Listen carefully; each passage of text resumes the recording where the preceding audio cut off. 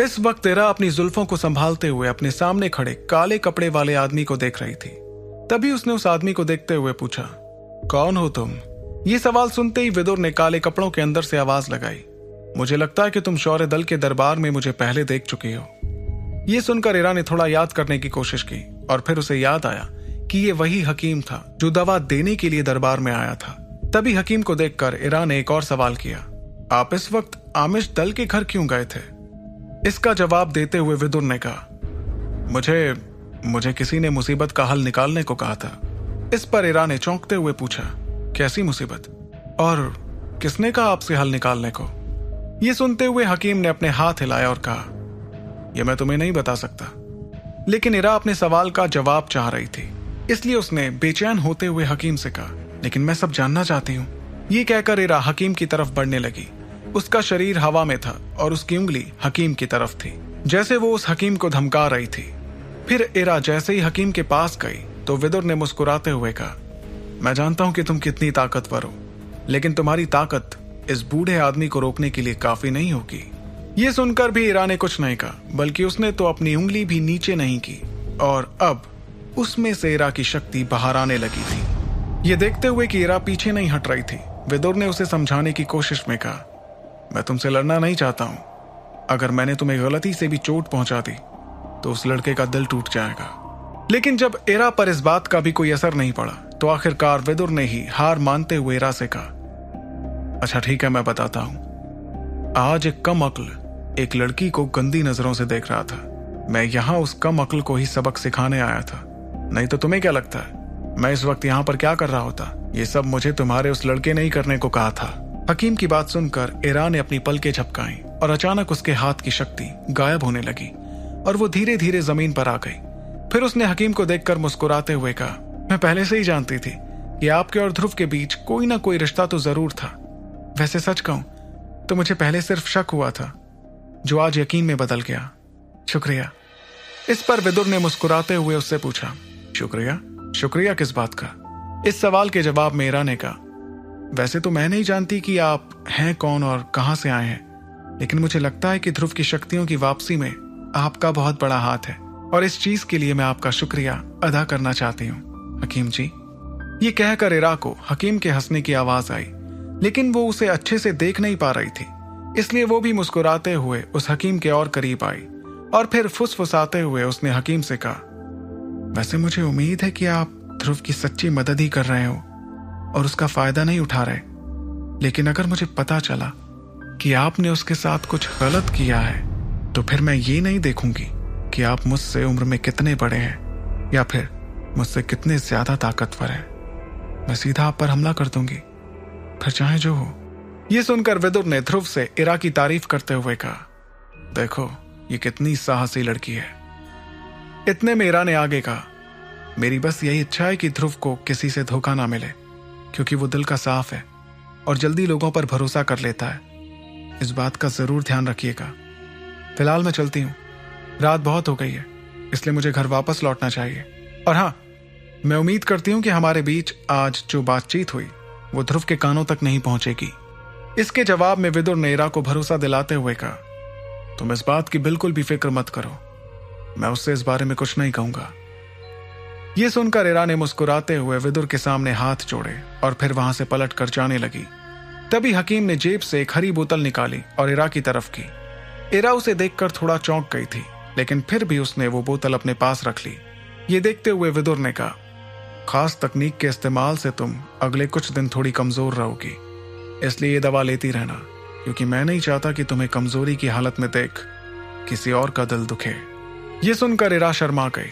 उसने अपना सिर हिलाकर विदुर से वादा किया और तेजी से आसमान की तरफ उछलते हुए वो वहां से गायब हो गई। उसके वहां से जाने पर ध्रुव इरा के बारे में सोचकर मुस्कुराने लगा। उसने आज खुद देख लिया था कि इरा उसकी कितनी फिक्र करती थी और उसके लिए एक ताकतवर हकीम से लड़ने तक को तैयार थी। ये सोचते हुए उसके चेहरे की मुस्कुराहट धीरे धीरे बढ़ती गई। उसके बाद उसने हंसते हुए अपने पूरे शरीर की कमान विदुर के हाथों में थमा दी और विदुर ने उसके शरीर को काबू करते हुए एक बार फिर हवा में उड़ना शुरू किया। रात का सफर तय करते हुए विदुर और ध्रुव आखिरकार घर पहुंच गए थे। ध्रुव ने घर पहुंचकर आसपास देखा कि कहीं इरा या किसी और को उसके इतनी देर से आने की भनक तो नहीं लग गई थी। फिर रास्ते में कोई रुकावट ना देखने के बाद वो जल्दी से अपने कमरे की तरफ गया। फिर जैसे ही ध्रुव अपने कमरे में पहुंचा तो उसने कमरे का दरवाजा बंद करके अपने काले कपड़े उतारने शुरू किए। कपड़े बदलकर उसने हकीम वाले कपड़ों को स्टोरेज अंगूठी में वापस भर दिया और फिर अपने बिस्तर की ओर छलांग लगाते हुए उसने मुस्कुराकर खुद से कहा, वाह कितनी हसीन रात है ये। उसके बाद धीरे धीरे उसकी आंख लग गई और वो हसीन रात गुजरते गुजरते सुबह में बदल गई। वहीं मैसोडोरिया में दूसरी ओर सुबह होते ही आमिश दल के यहाँ अफरा तफरी मच गई। अधीश की मौत के बारे में जानकर अबराल ने एक नौकरानी को बुलाकर उससे पूछताछ की। अबराल बहुत गुस्से में था और उसके पास ही अपना सिर झुकाए एक नौकरानी खड़ी हुई थी। वो नौकरानी डर से कांप रही थी। वो लोग इस वक्त अधीश के कमरे में थे जहां की खिड़की टूटी हुई थी। तभी अबराल ने अपनी चुप्पी तोड़ते हुए नौकरानी से कहा, तो तुम ये कह रही हो कि हकीम अधीश अचानक गायब हो गया? ये सुनकर झिझकते हुए नौकरानी ने जवाब दिया, जी हाँ अबराल जी, कल रात यहाँ एक नौकरानी भी थी जो बेहोशी की हालत में मिली थी। उसे भी नहीं पता कि आखिर हकीम कहाँ गायब हो गए। सुबह से मैंने इस घर का कोना कोना छान मारा लेकिन हकीम तब भी नहीं मिले। ये बात सुनते ही अबराल ने तुरंत गुस्से में नौकरानी पर चिल्लाते हुए कहा, कल रात मुझसे मिलने के बाद वो अपने कमरे में आया था और मुझे उसके बाहर जाने की कोई खबर भी नहीं मिली। और तो और दरवाजे पर महादक्ष रैंक के पहरेदार खड़े हैं। तो तुम ही मुझे बताओ कि वो हकीम अचानक से ऐसे आखिर कहां जा सकता है? अबराल का गुस्सा देखकर नौकरानी डर से कांपने लगी। डर के मारे हड़बड़ाते हुए उसने जवाब दिया, मैं सच कह रही हूँ, मुझे सच में नहीं पता कि हकीम जी अचानक कहाँ चले गए। नौकरानी को लग रहा था कि अबराल उसे ही इस बात का दोषी न मान ले, इसलिए उसने गिड़गिड़ाते हुए अपने हाथ तक जोड़ लिए। उस नौकरानी की हालत देखकर अबराल समझ गया था कि इस नौकरानी को हकीम के बारे में जितना पता था वो पहले ही बता चुकी थी। इसके बाद अबराल ने उस नौकरानी को नजरअंदाज कर कमरे में चलना शुरू किया। वो धीरे धीरे कमरे में चल रहा था और कमरे के हर एक हिस्से को ध्यान से देख रहा था। उसे लगा शायद उसे हकीम की गुमशुदगी का कोई सुराग मिल ही जाए। और तभी अबराल को कुछ ऐसा दिखा कि उसके कदम अचानक रुक गए। उसने ध्यान से देखा तो उसे कमरे के एक किनारे पर थोड़ी राख दिखाई दी। अबराल आंखें बड़ी करते हुए नीचे झुका और उस राख को गौर से देखने लगा। देखते देखते अबराल की दिल की धड़कन बहुत बढ़ गई। उसने उस राख को अपनी उंगली पर लेते हुए अपनी नाक के पास लाकर उसे सूंघ कर देखा। उसकी राख की बू पहचानते हुए अबराल के चेहरे पर डर दिखाई देने लगा। फिर घबराते हुए उसने खड़े होकर कमरे में इधर उधर चलना शुरू कर दिया। उसकी घबराहट देखकर नौकरानी भी थोड़ा चौंक गई थी।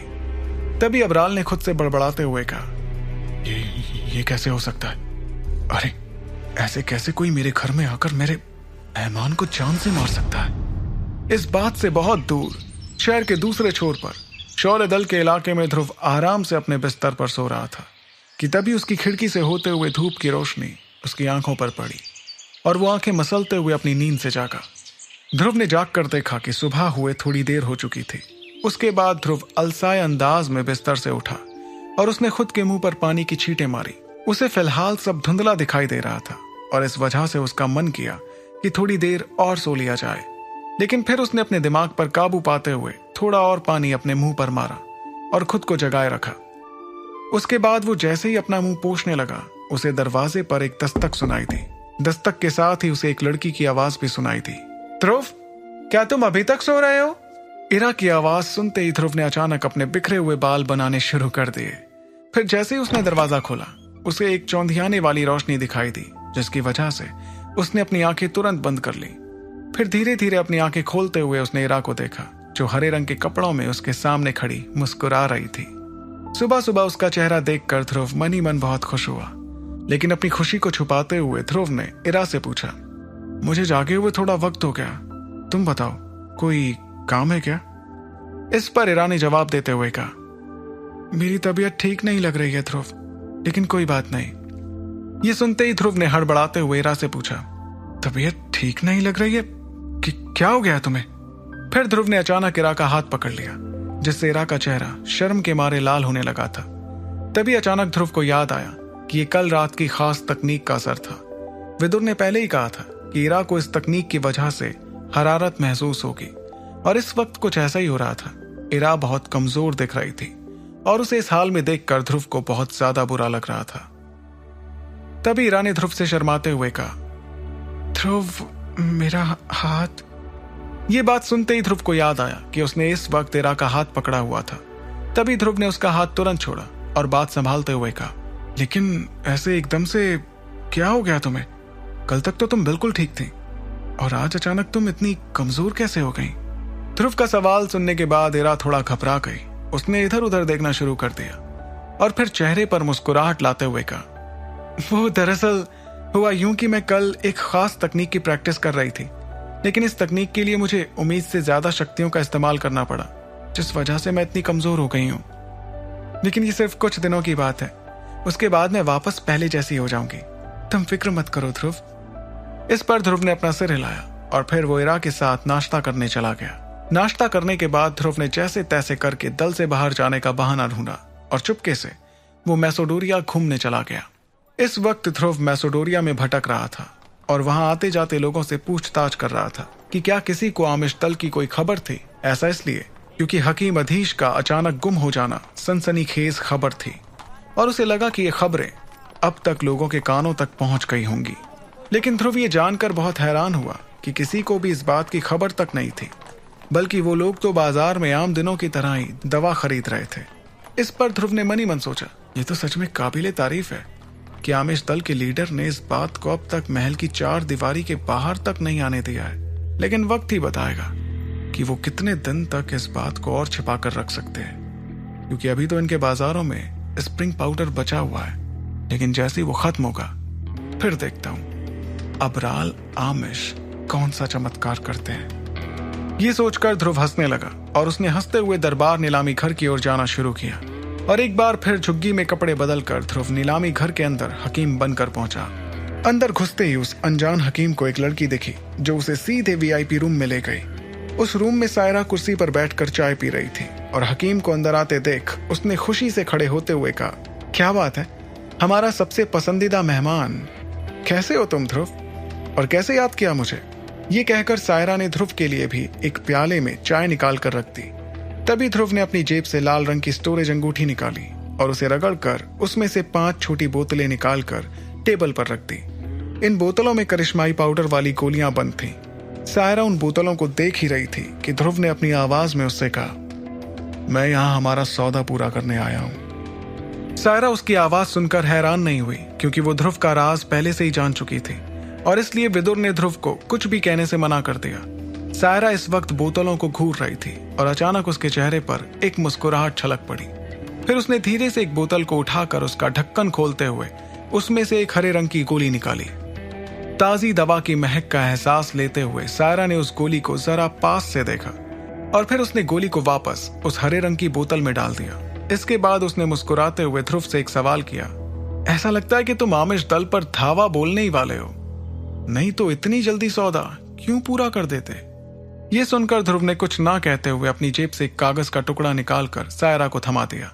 इस टुकड़े में दवा के लिए जरूरी सामान लिखा हुआ था, लेकिन ये सामान खून रोकने वाली दवा का नहीं बल्कि शक्ति बढ़ाने वाली दवा का था, जो ध्रुव इरा के लिए बनाना चाह रहा था। इरा की कमजोरी देखकर ध्रुव को बहुत बुरा लग रहा था और इसलिए उसे ऐसा कुछ करने का ख्याल आया।